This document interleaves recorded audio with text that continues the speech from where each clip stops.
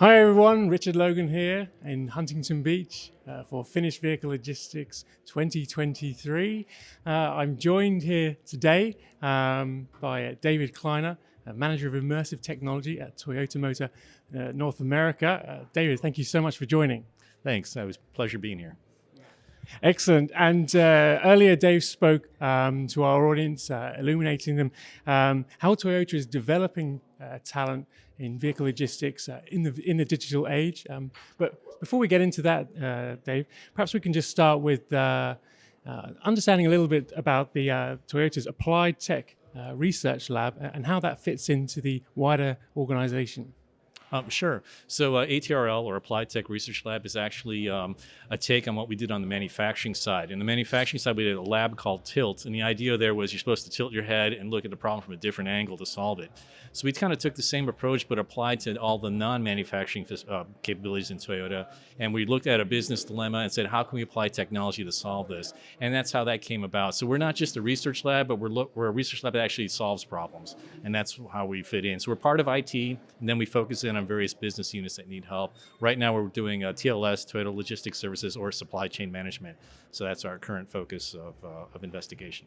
Fantastic. And a good example of the projects you're working on is the implementation of augmented reality technology across Toyota's manufacturing and logistics functions. How is TLS using this to progress its training? Sure, yeah. So with augmented reality, what we're doing is we're using this as a training option to train up not only new employees, but existing employees in their upskilling attempts. As you've noticed, Toyota has been releasing a lot of new vehicles, and these are vehicles that no one's ever seen before, and vehicles that no one's ever seen accessories before. So basically everyone needs to be trained. And what we're doing is we're using a Microsoft solution that we've modified, and we've also worked with Microsoft to customize it a bit for us. So we're using their HoloLens headset along with Microsoft Dynamics 365 guides. We just call it guides. And what that allows us to do is give frontline workers this headset and a software that they can create their own content without having to have a bunch of computer scientists or an army of consultants to do. So we've empowered the frontline worker. And what this really allows us to do is go faster. The trainers can develop content, and then they can go from one trainer to one student to one trainer to many, and they can share across all the TLS facilities, so we're not reinventing the wheel. And then we also have a common source of knowledge. In this way, it's not the West Coast versus the East Coast. We have, this is the agreed upon approach for this type of install. So we're trying to do many things at once. Train a bunch of people, standardize, and then share information all at once.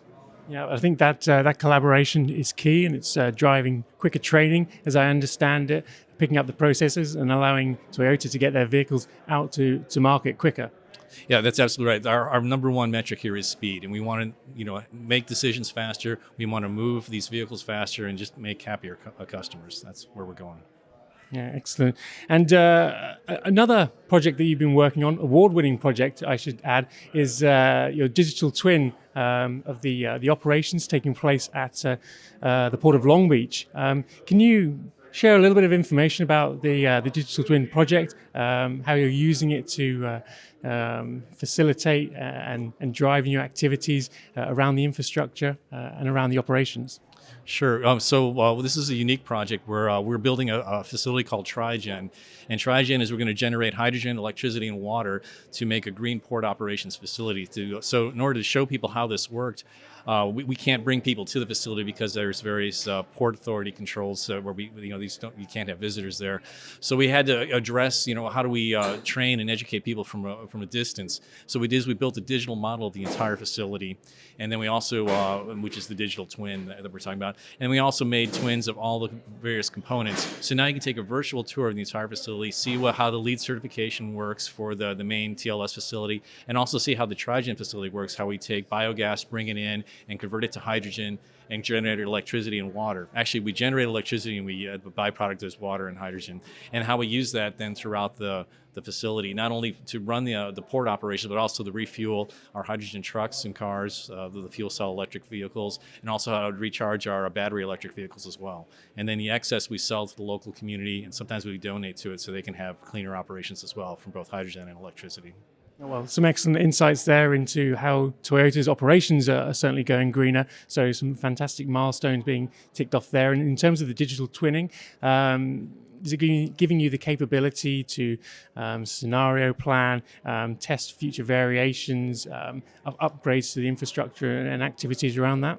Oh yeah, absolutely. That's the other half of this. So just telling the hydrogen story was the entry point, and now we're going to put some AI and some analytics behind it, where we can say, okay, now we can do some predictive modeling. We can project, we can model how the vehicles move in and out of the facility, and also kind of getting some staging here. If we know that certain vehicles need certain accessories, we can plan ahead of time and simulate how to position those vehicles and how to bring them in what order, and kind of tie those into our back end supply systems too. So if we know we're running low on certain parts, we know not to bring those vehicles in, and we bring in the ones that we do have parts for.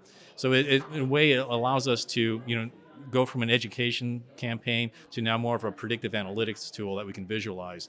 And that's what we're working on right now. So we're not quite there yet. We just started the baby steps, but it's all reusing the content. So what we did in HoloLens, we can reuse for our overall operations, like we can with what we did with the Trigen site. And now the next step is to then put some mathematics behind it and now make it a real business tool.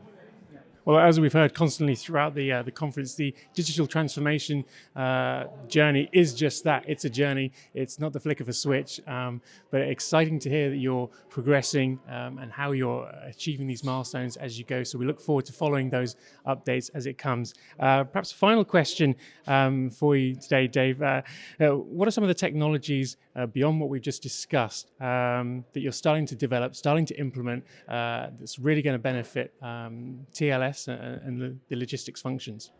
Right. So we started with augmented reality, and then we kind of moved that into Web 3.0, which is kind of like your stepping stone into a metaverse type environment. And the next step is to go more with AI, like I said, and we want to become aware of what we can do, and kind of get more predictive about that. So right now, it's really becoming more of a knowledge system that we want to transition into, where we can do predictive analysis and things like that. So once we understand, well, we have to instrument our operations first, so we know where everything is at any given time and space. And then we can start putting analytics behind that, and then tying into our back-end systems, like doing. If we know what's coming in, we can order ahead of time, so we have all the support equipment there. And if we also know that we're having supply chain issues, we can then put the brakes on some of the incoming vehicles as well, and also then coordinate better with our downstream suppliers like rail and trucks. So we know when their schedules are, we can coordinate our schedules better. What we're trying to do is avoid wait time. I mean, we don't want to have a finished vehicle sitting in a lot collecting dust. We want to get it to the customer as quickly as possible. So if we can move to more of a just-in-time environment, that's really where we're trying to go with all this technology. Yeah, well, exciting times, and we look forward to following and covering the developments with you. But thank you so much for joining us now, taking the time to share some insights, and signing off from Huntington Beach. Thanks, Dave. Thank you.